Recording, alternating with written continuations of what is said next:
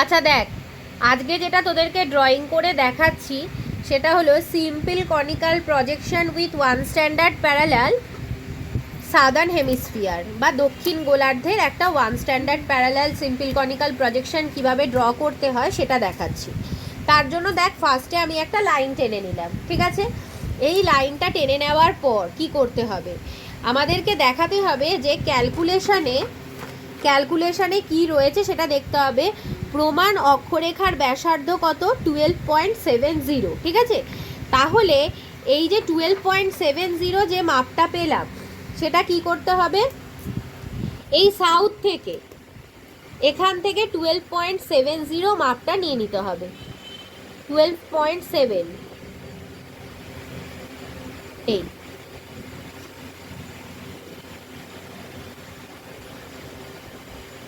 এই দেখ, এখান থেকে এতটা হলো 12.70, ঠিক আছে? বুঝতে পেরেছিস কথাটা কি বলেছি? যখন নর্থে থাকে তখন নর্থ থেকে বসিয়ে মাপটা নিতে হয়, এটা সাউথে আছে বলে সাউথ থেকে বসিয়ে মাপটা নিলাম 12.70। এই যে এখান থেকে এতটা হলো 12.70, হয়ে গেল মাপটা নেওয়া। এইবার কি করব, এরকম একটা কম্পাসের সাহায্যে এই দিকে বসাবো। যেহেতু এটা সাদার্ন হেমিস্ফিয়ার তাই আমি কি করলাম, সাউথে বসালাম, ঠিক আছে? সাউথে বসিয়ে এই মাপটা নিয়ে নিলাম। নিয়ে এবার দেখ, এখান থেকে এরকম একটা হাফ সার্কেল এঁকে নিয়েছি, ঠিক আছে? এবার নেক্সট ক্যালকুলেশনটা দেখ, প্রমাণ অক্ষরেখা বরাবর দ্রাঘিমা রেখাগুলোর অন্তর্বর্তী দূরত্ব সেটা কত আছে? 1.4। এখানটাতে 1.4 এই মাপটা নিয়ে নেব, এই যে 1.4, ঠিক আছে? এটা হলো 1.4 মাপ। এবার এটা কি করতে হবে, দ্রাঘিমা রেখাগুলো আঁকার জন্য প্রমাণ অক্ষরেখার মধ্যে এই মানটা নিতে হবে। তাহলে এইটা হলো আমাদের প্রমাণ অক্ষরেখা। এবার কটা দ্রাঘিমা রেখা আঁকতে হবে সেটা দেখে নাও। কোশ্চেনে দ্রাঘিমা রেখা রয়েছে ডান দিকে 3টে আর বাঁ দিকে 3টে। তাহলে এই মানটাই আমি ডান দিকে এই সেম মাপটাই 1টা 2টো 3টে এদিকে নিলাম। আবার খাতাটাকে একটু ঘুরিয়ে নিবি কাজের সুবিধার জন্য। এখান থেকেও 1টা 2টো 3টে এইভাবে মাপটা নিয়ে নেব।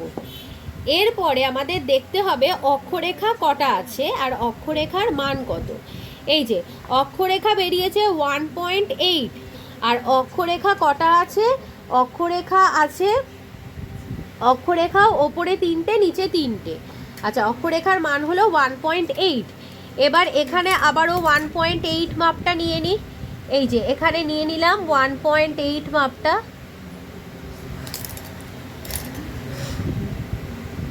না, একটু ভুল হয়ে গেছে।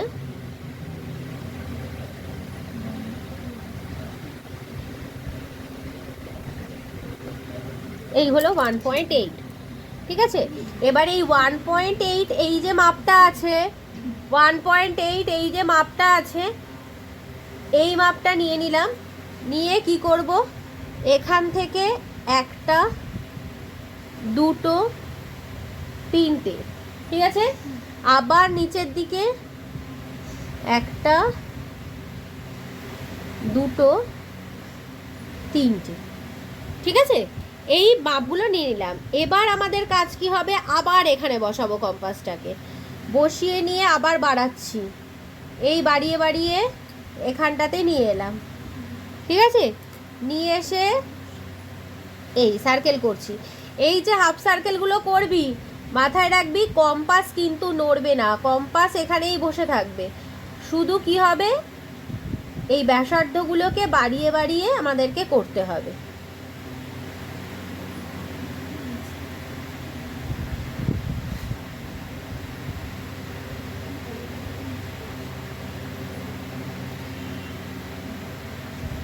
এই কাজটা এত বড়।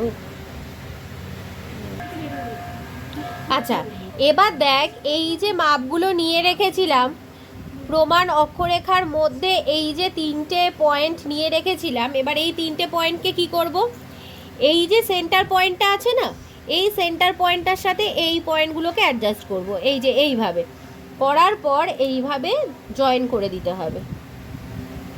এই যে এইটা একটা হলো, দেন তারপরে আবারও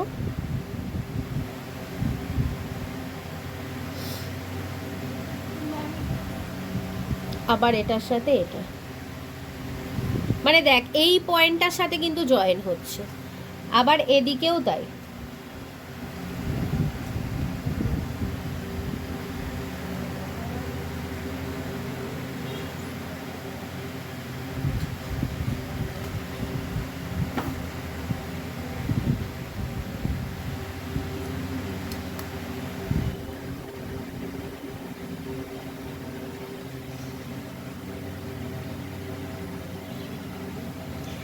এটা হয়ে যাওয়ার পরে এবার আমরা এই এক্সট্রা দাগগুলোকে সব মুছে দেব। এইভাবে simple conical projection with one standard প্যারালালে যদি সাদার্ন হেমিস্ফিয়ার থাকে তাহলে ড্রয়িংটা এইভাবে করতে হবে। এখানে তোদের আমার ড্রয়িংটা দেখে একটা জায়গায় একটু কনফিউশন হতে পারে, এই জায়গাটা অ্যাকচুয়ালি আমার কাছে এই কম্পাসটা ছিল না, যে কারণে আমি পুরো রেডিয়াসের মাপটা নিতে পারিনি, যে কারণে আমি একটা নিজে লাইনটা টেনে দিয়েছি, বাট পুরো লাইনটাই কিন্তু কম্পাস দিয়েই টানতে হবে। আমার কাছে ইঞ্জিনিয়ারিং কম্পাসটা ছিল না, যে কারণে আমি লাইনটা নিতে পারিনি বলে লাইনটা এরকম একটুখানি গ্যাপিংটা ছোট বড় হয়ে গেছে।